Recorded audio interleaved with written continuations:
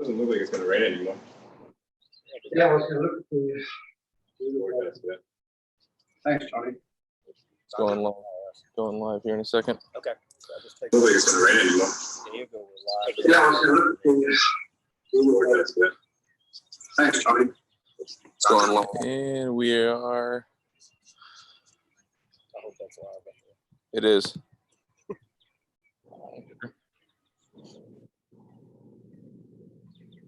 Sunshine there with you guys, eh? What's that? Sunshine. Oh yeah, we got some sunshine. We're getting a little rain. It's nice here today. It's humid here with us. It's not raining right now, but there's dark clouds all the way around us. Yeah. So We good, Robbie? all right, so we'll get started. First of all, I want to thank everybody for joining us this morning here on the Elite Golf Podcast. Everybody knows Matt Christian. I've been really busy for the last few weeks, so I haven't been able to join. So I'm really excited to be back and be here today. First time I've got to talk with our guest today, 10-time PGA winner, 6-time Champions Tour winner, multiple President's Cup, David Frost. It's awesome getting to talk to you. Appreciate it. Good to see you, Jesse. Yes, I'll let you introduce him. I'm gonna screw this up. I haven't met George yet, but it's George Montoya. Is that? Yep, George Montoya. Awesome. Yeah, well, I've been fortunate enough to watch your videos with David online, and it's been great. Can you hear me? A little bit. Not so well, not like Jess. Yeah, you got a better No. voice, a little bigger guy. There you go. So George, if you will, I'd like to find out, or you tell us about your background. You've done some great work with David. Maybe go over the goals you have for him as a player, and so forth. And David, if you want to jump in as well, fire away.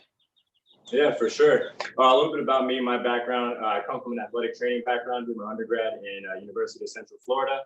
So I worked a lot under physical therapists with athletic injuries. Then after undergrad, I veered more towards the human performance side, and I did my master's in the University of Tampa, worked doing human performance. And ever since then, I've been focused more on the strength and conditioning side with the background of athletic training. Most of my athletes that I've worked with have been rotational athletes, golfers, baseball players. I worked under David Donatucci up in Palm Beach Gardens. He's known, huge strength and conditioning coach in the golf world. Worked with the Arizona Diamondbacks minor league organization, did a little bit of baseball there. So really enjoy the rotational aspect of my athletes. That's very And recently, right now, I am a fitness director at Gulfstream Golf Club down in Boynton Beach. And right now, the season's over. Oh, obviously because of the pandemic as well. But now I'm just been working on doing virtual sessions and Zoom, FaceTime, Skype, and mainly working with David right now. So, if you would, what would be your goals for David? If I'm going to just throw something in real quick, and maybe you can feed off of it a little bit. But being that us golfers, we stay planted and we have to rotate over our legs, upper body, stable lower body, and flow and rotation over with the upper body. But also, you're taking in aspects of as a world-class player of being healthy as well, and not getting injured while you work out or anything if you don't work out. But if you elaborate on what you're doing and your goals with David and so forth. For sure, definitely. Since I have that athletic training background, my goal is always injury prevention. That's the focus I like to think about with all of my athletes. There's no point of getting an athlete stronger and powerful and getting them faster if they don't have that general foundation in the beginning. So I always make sure that their asymmetries are dealt with first, their deficiencies, their weaknesses, making sure those things, their posture, those things are taken care of first, not just with him, but just with anybody in general, before I get into anything more specific golf related. So I always want to make sure those things are handled at the beginning of our training session or at the beginning of our program. And specifically with him, or what we've been working on goal-wise, is just increasing a little bit of stability and mobility of every joint. Especially he's been having issues with the right hip and the right knee and right hip and the hip. So he's definitely seen some improvement with that. He's a lot more stable on that right side, generating force through the ground, making him feel the ground when it comes to doing leg exercises. Now we're working on speed and power. We've been doing some plyometrics. Now that I feel comfortable introducing those things to him. And he's been improving really well. Even at my age, I can improve a little bit. Yeah, I like it. And I I'm know catching you, man. my background obviously not near as involved as yours, but I do have my degree is in kinesiology. I've been a certified personal trainer for, I'm getting old too, almost 20 years now. And I've worked in gyms for a long time, kind of went back and forth between that and the golf world and ended up here. But I know a lot of I guess the challenges I have with new clients was, everyone is different. Everyone's body is different, and trying to figure out, they're all going to have strengths and weaknesses. And you can line 5 people up that think they're all about the same condition, and they're all going to have different strengths and different weaknesses, and trying to pinpoint that. So when your process, when you take on a new client, is there kind of a process that you go through to kind of a testing procedure to figure out what areas you need to focus on? Yeah, definitely. Since I've worked with a numerous amount of people, I don't go into one assessment specifically. I'm TPI certified, and a lot of my tests are TPI related as well, but it's not only TPI. I've worked also with FRC, PRI. So I pick and choose what I like with each program and each assessment, and I've kind of meshed my own little thing into it. So I'll work on the basics with my assessment. I'll be working on range of motion, mobility throughout the joints. I'll work on stability. I don't know if you want me to explain all the exercises that I do with the assessments. We'll do hip stability, like a single leg hip bridge, seeing how well he's able to keep stability throughout his hips. We'll work on overhead mobility, seeing how well his thoracic rotation, his thoracic extension is throughout the spine.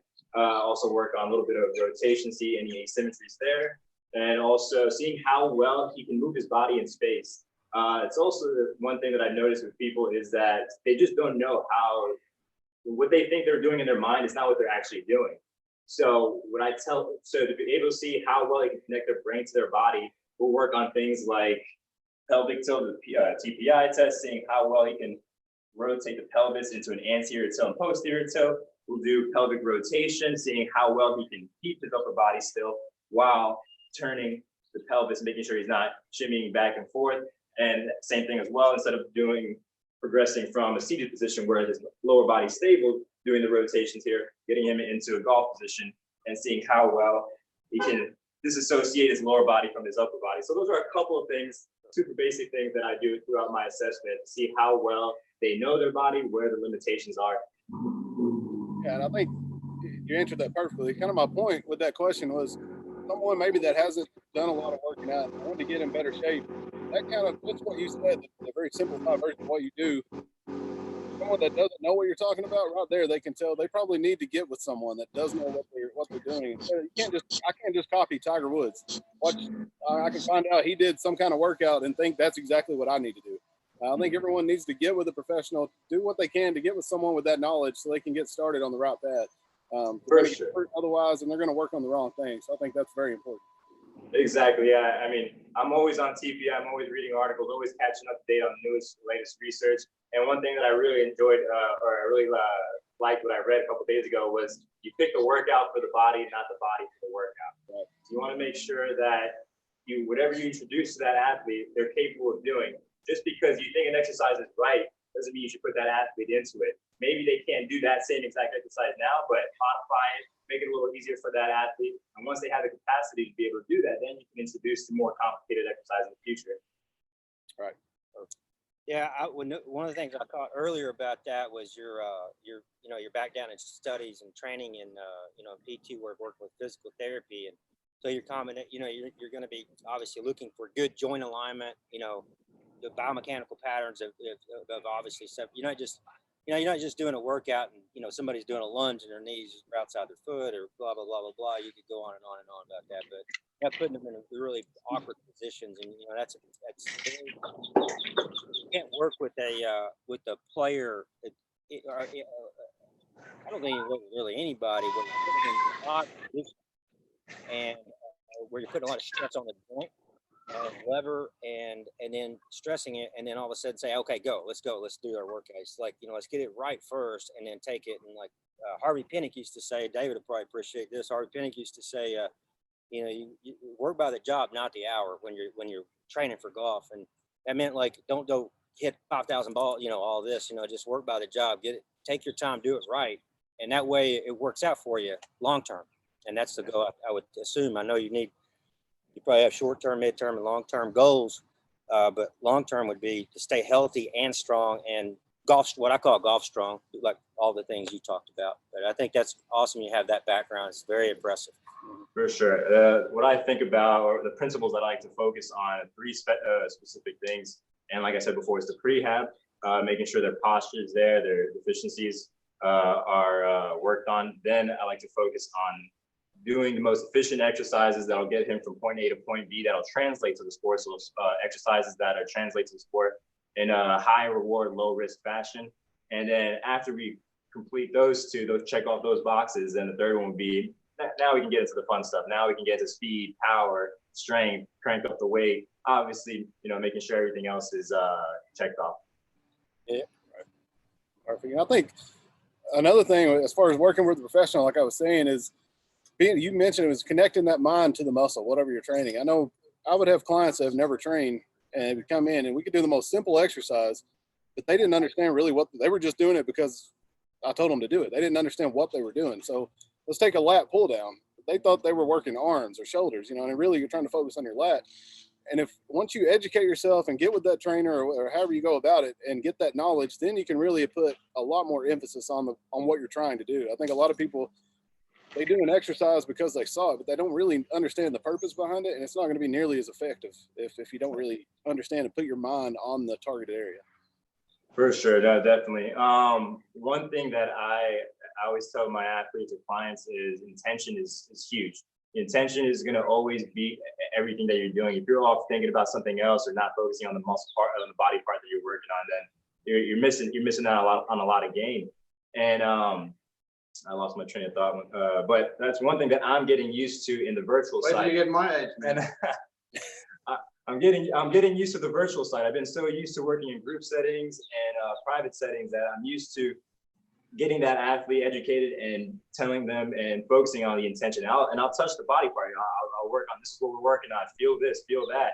So I can't really do that in a virtual session, but verbally I can. So it's just something that I've gotten used to on the virtual side. Yeah. Awesome. Okay. Well, I think David, I think you've committed to coming to our neck of the woods for the Colonial. I think that's the second week of June. So I kind of want to talk about that a little bit. As you gear up for a tournament, you start getting closer. Do you guys do anything different leading up to the tournament, or you try to keep everything consistent all the way through? Well, I like to. So we actually last week we ramped down a little bit because we went through around 5-6 weeks. After that 5-6 week block, I like to tailor down a little bit, make sure we don't fry the central nervous system.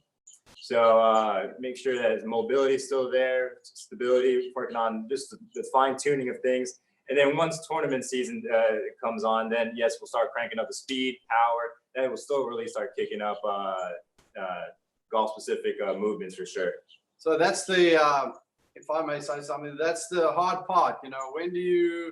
When you work really hard and that during the tournaments you can't really work too hard. So I have my before and after routine, before my round and after my round, and it's just so hard to go flat out when you're playing tournaments 3-4 weeks in a row. So for me, the fact that I've been in lockdown since about the 12th of March, well, not the 12th of March, end of March, so a month, just more than a month, has been great because I can push my limits. The last 6-7 weeks, I've been able to push my limits, and going to continue pushing it for another month.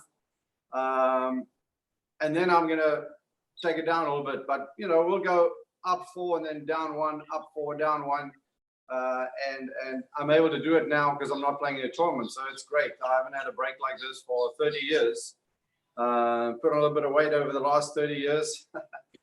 Not that it's an excuse, but it's just the nature of what we do. Right. And now, I was definitely going to mention something about that is once you're in tournament, during tournaments, then you want to go into more of a maintenance level.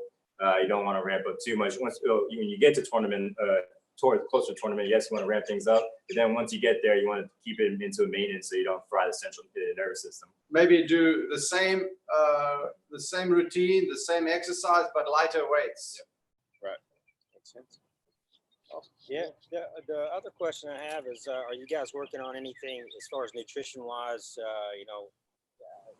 Some people don't like to say diet, but whatever it is, are you making any changes for that right now? Are you going higher with this or that, and then going to taper it off, or or vice versa? Is there anything about that you might be preparing for No, this event? no, nutrition wise, he doesn't interfere with my eating and drinking. Let's say your wine next, actually. Yeah, hey, we better go into that now, David, because when we start talking golf, I get distracted and I forget about the wine thing, and it's awesome because I can't believe anybody can play at the championship level and be a farmer, own a vineyard. It's 300 acres. It's internationally, import, export. There, all this. I can't imagine the chaos of running a business and trying to play golf. It's hard enough just to play golf, and it's pretty impressive. But if you want to talk wherever you want to go with that I would like to talk to you personally, just one-on-one about the farming aspect. But go wherever you'd like with how you started the business. I know that story, but a lot of maybe the viewers may not. Well, firstly, I've got a good team behind me. My daughter in Dallas, Noel, and then my partner Jamie Day here in Florida. We are a good team, and luckily for me, I'm able to switch off when I get inside the ropes. I'm able to switch off when I drive into the golf course, so I leave that stuff behind. And there's nothing I can really do in golf when I leave the golf course. You might be able to go and lie there and visualize and meditate. That takes 5-10 minutes. So again, as I say, I'm lucky to have been able to switch off.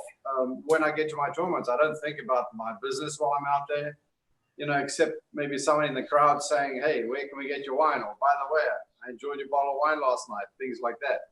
So I'm very lucky in that way. And then, just growing up, I grew up on a farm. I had to take a bus to school every day. We lived 10 miles from the nearest golf course. So all I learned was farming, really. We did grape farming, and we had dairy cows. We used to milk 500-600 cows 3 times a day. So between those two, farming aspects, that's all I knew growing up. Went off to boarding school when I was 16 years old. But growing up there, and the seed was planted, you never really forget it. And it was just a life that I had growing up, and wouldn't trade it for anything. Yeah, I believe it was 1994 when you bought. You went in and bought 300 acres in South Africa. Is that correct, David? Yeah. Yeah, very near to where I was at high school, boarding school. There was an opportunity to invest in a piece of property that had grapes on, and I bought that. My brother ran it with me, and we eventually developed it where we made our own wine, aged the wine, and that was the plan. So it was a great thing to have started. I knew there was going to be a life after golf, so hopefully after golf, in about, depends how well George works with me, in about 4 or 5 years' time, I can be full time and have something else to do. Up on that tractor. There you go. What we do. So I think George and I are going to just go through some of the routines that we've been working on. Yes, sir. What he works on every day is a warm up, and then a stretch of many exercises. It changes every day. Sometimes he does upper body, lower body, balance, and then finishes off with stretching. So we'll go through a couple of the warm ups, 1 or 2 of each, just to give you an idea of what our warm ups look like, and then 1 or 2 reps of each exercise, and then finish off with some stretches, which is easy for me when I have somebody to stretch me. But what I've enjoyed, he's given me these stretches where it's like, that's what my trainer on the tour used, or Kent on our fitness truck does. So I've been able to stretch myself. Fantastic. Okay. Okay. Sounds great. Let's do it. Go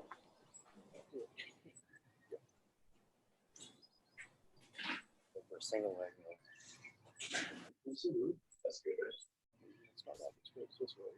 Can you guys see where the mat is? The blue the blue mat? Yeah, it's perfect. Yeah. The vibration machine back there. It is. Isn't that a So first thing I normally do is you go ahead. So we'll first go into a basic cat-cow movement, working on loosening up the spine. Go through 10 repetitions of each movement with the exercises in the warm-up, making sure he exhales when he is flexing the spine, and inhale when he's dropping the spine. So, and then we'll go into this one here. Then we're working on a little bit of thoracic rotation. I like that. So with this one here, he's dropping the chest, dropping the shoulder, and turning to the right as he's rotating. Inhale at the top and exhale as he rotates. And same thing other side. Keeping the hips high so he gets all the rotation from his upper back. Great. And now we're going to work on thoracic rotation the opposite way. Having his hips back on his heels, making sure the low back's not moving. Getting all the rotation from the upper back, squeezing that shoulder blade as he comes up. Making sure the low back stays very still. And then start incorporating a little bit of hip opening exercises.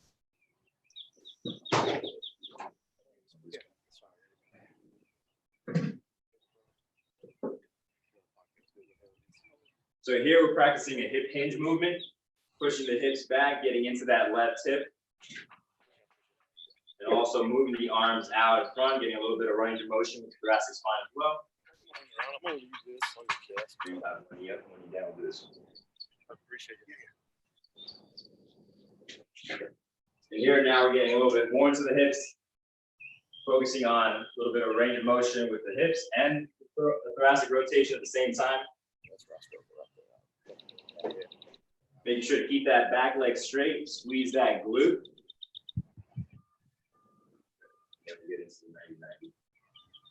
Windshield wipers. Yep. And here we're trying to work on range of motion with external rotation and internal rotation with the hips. So here you're dropping down the chest, getting a light stretch in the back of that right hip. And then we want to work on a little bit of internal rotation, some activation on the back hip here. Now we're working on internal rotation by activating this little muscle right here called the glute med.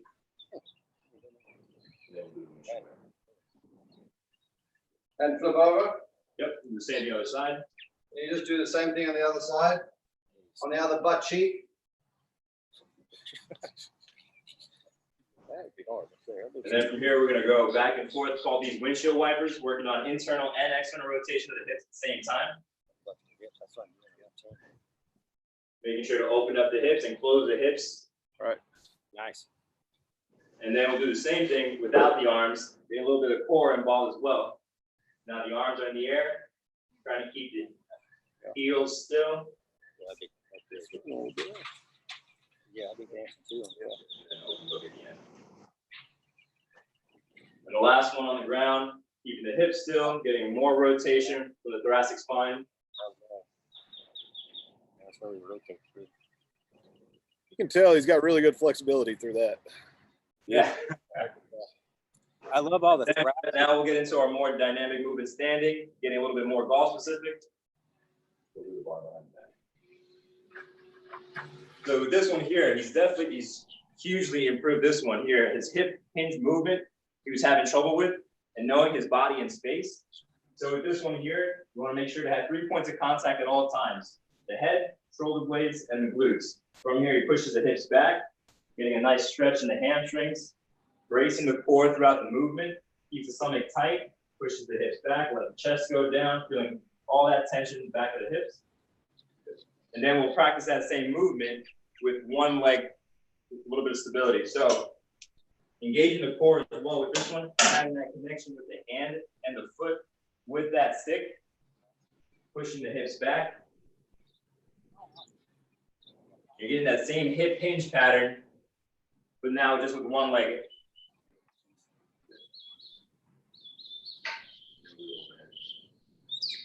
And with this one here, just incorporating a little bit of balance, a little bit of side bend, seeing how well you maintain the balance. Hips going one way, arms going the opposite way. Do it on both sides.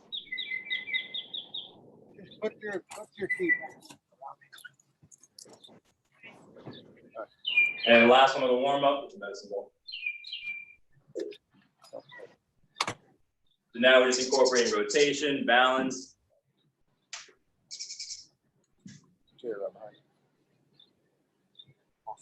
That way. Then with the arms straight out in front.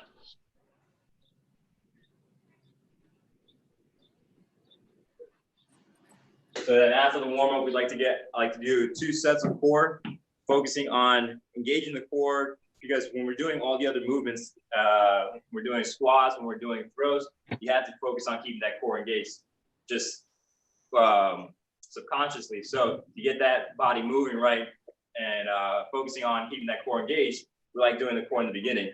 So do first one we'll do on the ground on your back. We'll do this one here. So with this one here, it's focusing on keeping that core engaged with the opposite arm, opposite leg, and extending with the opposite arm, opposite leg. So creating tension and force, squeezing that ball, making sure to keep that brace the entire time, that low back stays on the ground the entire time. And then we'll go into rotation with this one. So now we're going to add a little bit of shoulder stability and rotation with this core exercise. Focusing on thoracic rotation, keeping the hips still while he's rotating. Great. Awesome. There's a lot of getting down, a lot of getting up, getting down, getting Yeah, up. I like it. You're like a kid. Full workout. Yeah. And then we'll do the dose ball here. Oops.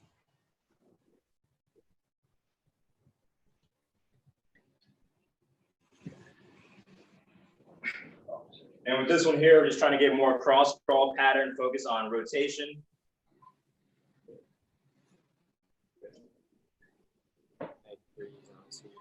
It's just from all the movement. So roughly with the core, we'll do 4 or 5 exercises and we'll do 2 rounds of that. But we'll only do 1 for demonstration. Then, oh yeah, that one. And last one here, plank position on your forearms with the ball. Keeping the hips still, focusing on all the movement coming from the upper body, from the shoulders, making sure the lower body stays completely still throughout this movement. That's it.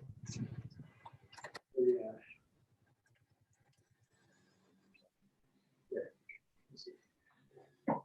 So then after the core, then we'll get more into the power movements, go into rotation with the balls, med balls. Yeah.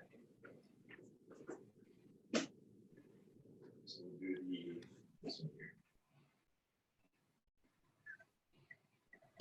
So here, focusing on disassociation of the hips, working on thoracic rotation and power.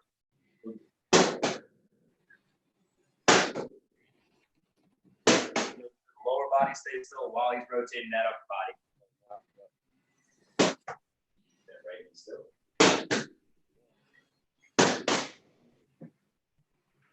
So with each power movement, I like focusing, combining that with the stability exercise. So one thing that I really like doing for stability, I don't know if you can see, but we'll get into that hip hinge movement and then bring one leg on the wall. And from here, we're stabilizing with that left leg, stabilizing that right hand on the bench, and we're gonna rotate to that left side over that front leg. If you wanna make this a little harder, you can take out the stability with that right hand and go this way. And if you want to make it even harder, you can take that back leg off the wall and go into these rotations here. So making sure to keep that weight on the heels, feeling that stretch in the back of that left leg, and getting a good squeeze in the upper back on that left side. Barely doing a left. Okay. You're gonna rotate the other way.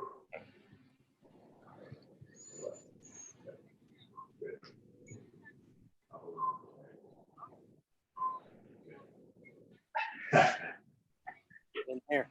So we'll do 2 to 3 sets of each of those exercises. This one?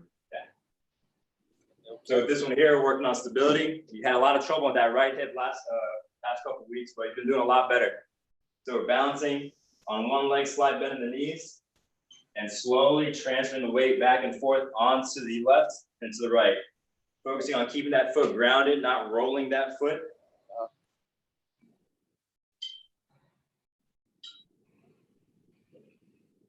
As for overall glute strength,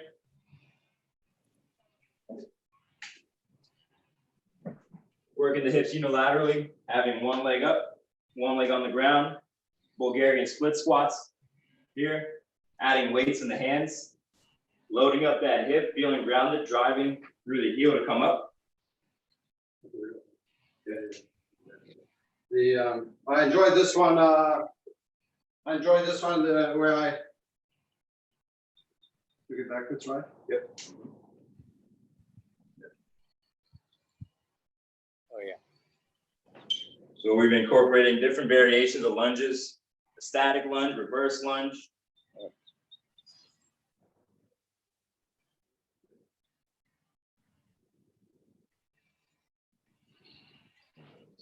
We're working on doing the TRX this one here. Side to side. So this is now. So those are our workouts, and this Yeah. will be the cool down or the stretches afterwards. Yeah, so after we do the main core exercises, then we'll go into the stretches. And that'll be roughly 10, 15 minutes. You can do the first one.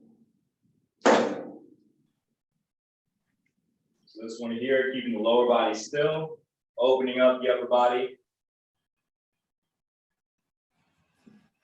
Leaning away from the TRX as much as possible.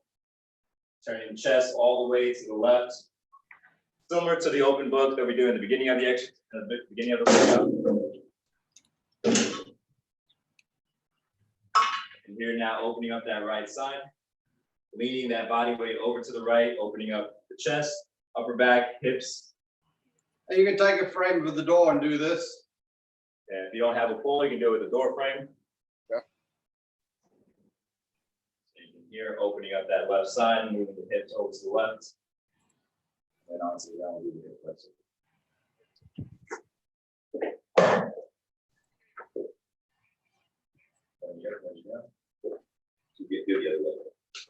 So with this one here, opening up front of the hip by tucking the pelvis under the body, squeezing that glute, keeping the core strong, making sure to feel all that stretch from the front of the hip. Not sitting down all day. So not just now during this pandemic, but in general, we're always sitting, we're driving, eating, watching TV, texting.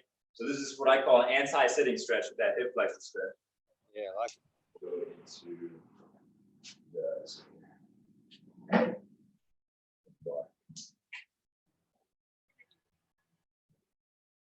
So with this one, working on those rounded shoulders, getting that thoracic extension and opening up that chest. Yeah. Holding the bar around shoulder width, sitting the hips back, curling the elbows in towards the body, opening up the chest, opening up the arms, making sure there's no excessive extension in that low back. Keep that stomach strong, feeling all the stretch coming from the upper body. Nice.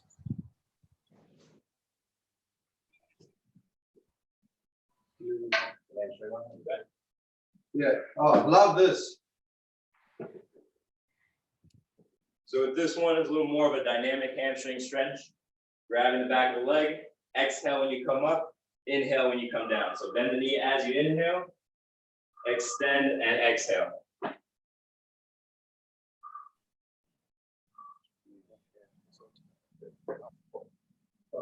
Yep.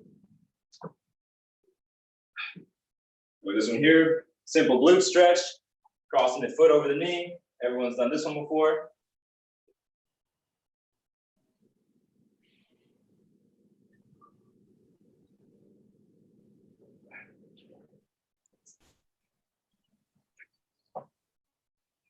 Same thing, getting a little bit of stretch in the hips here, a little bit of thoracic rotation on that left side.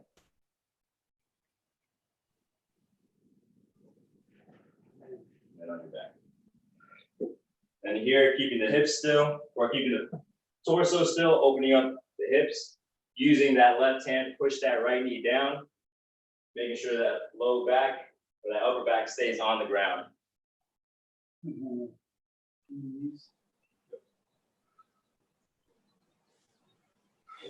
That's pretty much it.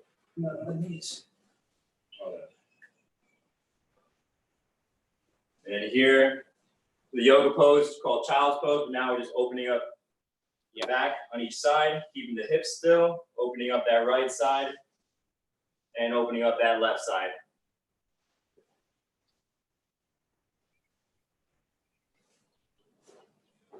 Something like that. I like it. Very good. That was rapid fire. You're probably pretty tired. Probably pretty tired. Oh, no, that was nothing, man. Typically, we're here for an hour. I like it.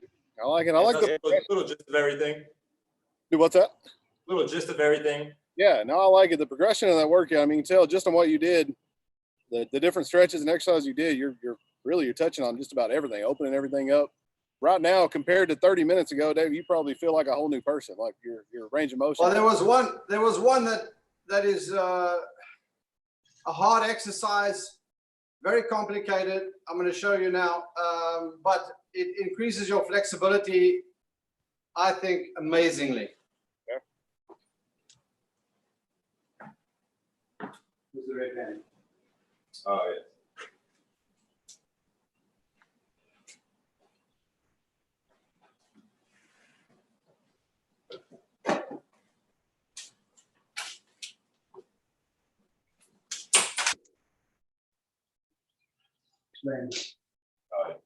So here, working on a quarter squat, getting in that loaded position here. I don't know if you can see him, but he's sinking into that left hip, pressing that right leg out, and then rotating to the left. So he's loading that hip, getting a little bit of a contraction on that right hip, and then keeping the lower body still as he's rotating that upper body to the left side. There's a lot going on here. Rotation, stability. Ribs, hips, glutes. Yeah. And the other way.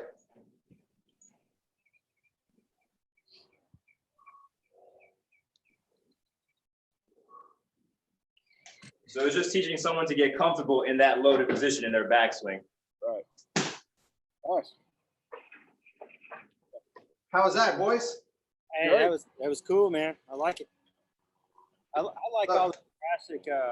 Jesse tell you, I kind of, you can tell he's a strong guy, and I'm the one that's really mobile, and I don't probably from doing martial arts when I was a kid and so forth. But what I like about everything that I was seeing was real stable lower body, a lot of thoracic work at the beginning, because I think that's where if somebody's really tight in that thoracic, and they tend to just move like this.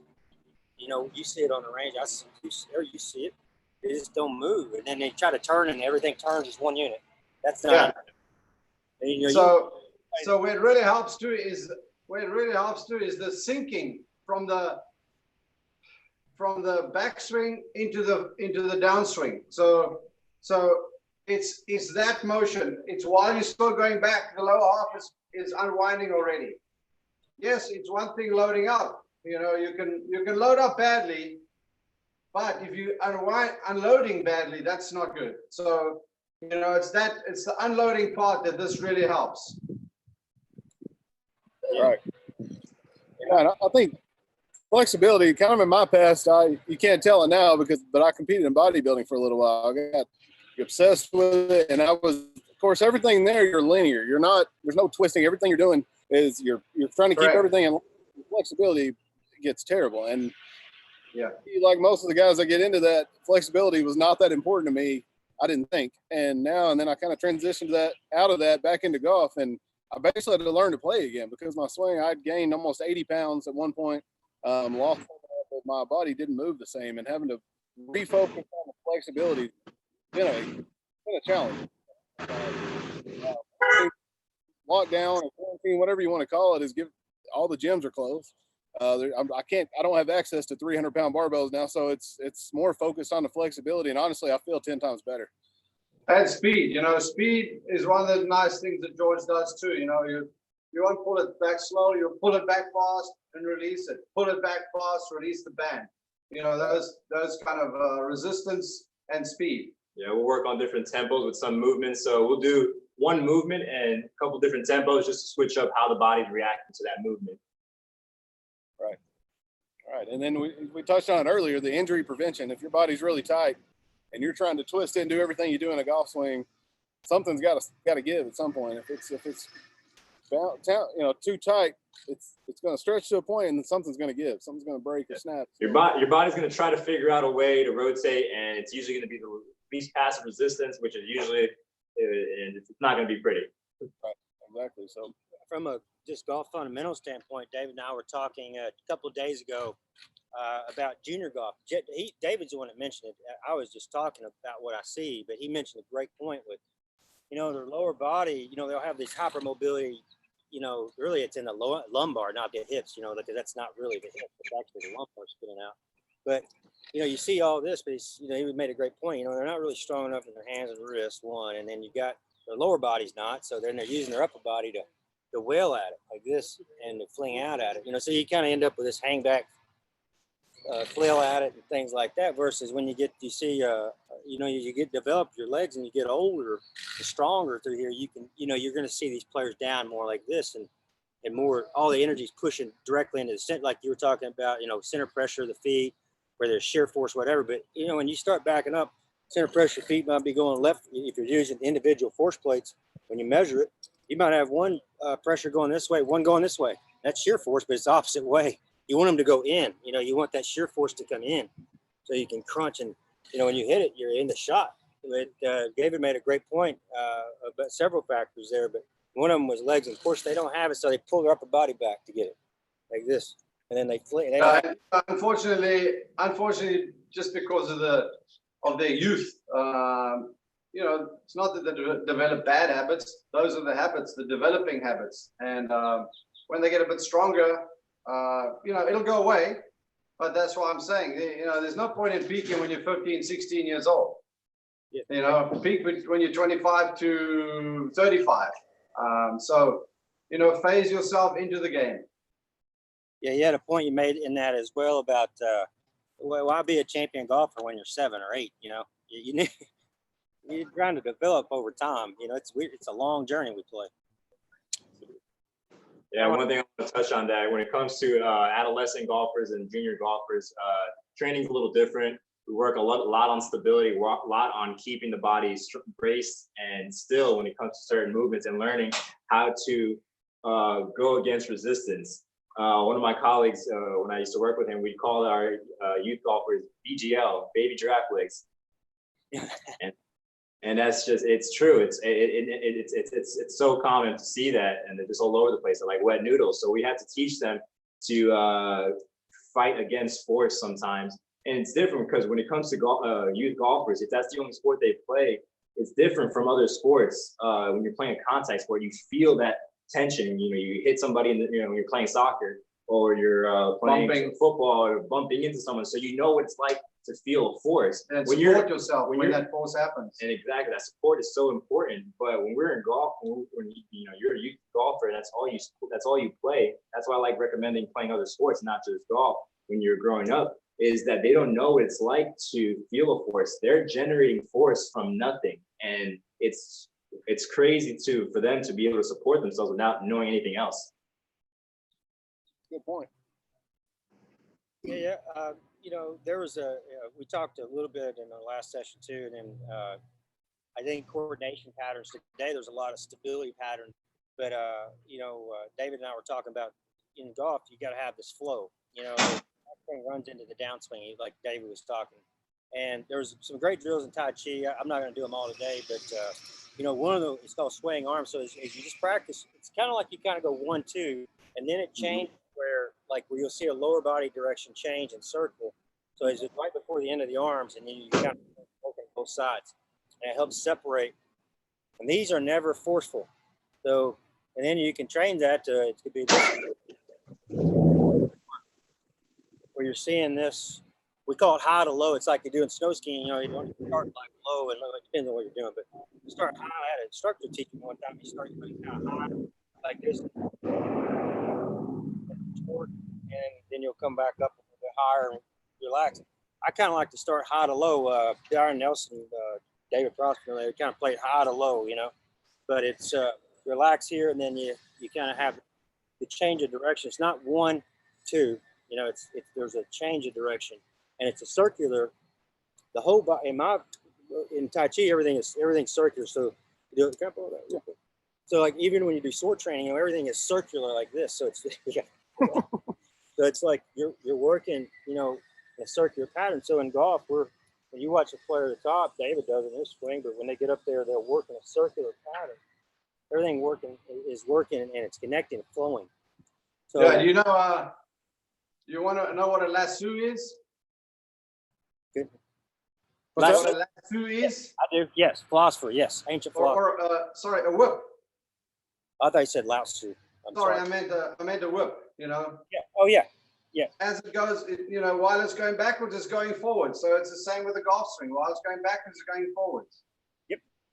It's got that softness to one other point that I thought was really. I went over the video and it really hit on with me because I don't think I really talked that, but like when you were talking about downswing, you said don't pull the club down. Don't pull like this. No.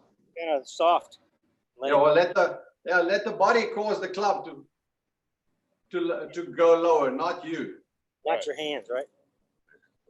Yeah. Like tugging down, and that was a great point too, because you start seeing that shaft get tipped vertical, and that's not a good No. place. But All right. Thanks, guys. What you're doing, what you guys are working on. Yeah, absolutely. That's good stuff. It's good. Thank you. All right, guys. Appreciate it. Enjoy the conversation.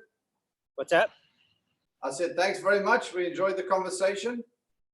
Yeah, it's great. Absolutely. It's to help a lot of players. One more time, David, about your your wine, where the viewers can get your wine at.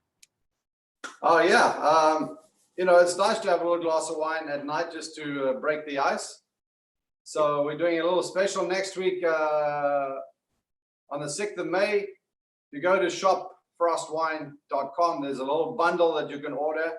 If you get it in today, it'll be in time for you on the 6th of May, where we can do a little virtual tasting.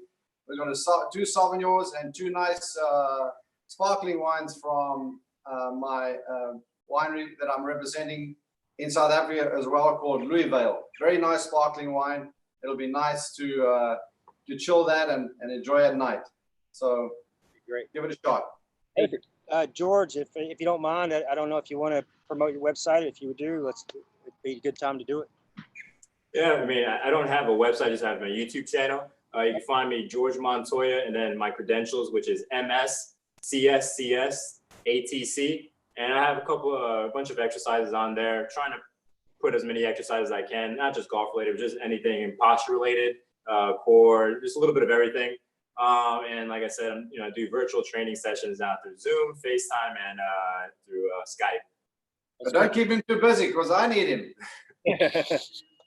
We'll be bothering George next week. Anything else? No, I think that's perfect, guys. We appreciate it, and hopefully we'll be talking soon. Thanks, guys. Thanks, guys. Bye.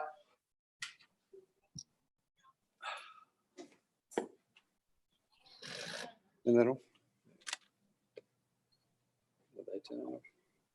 Yeah, just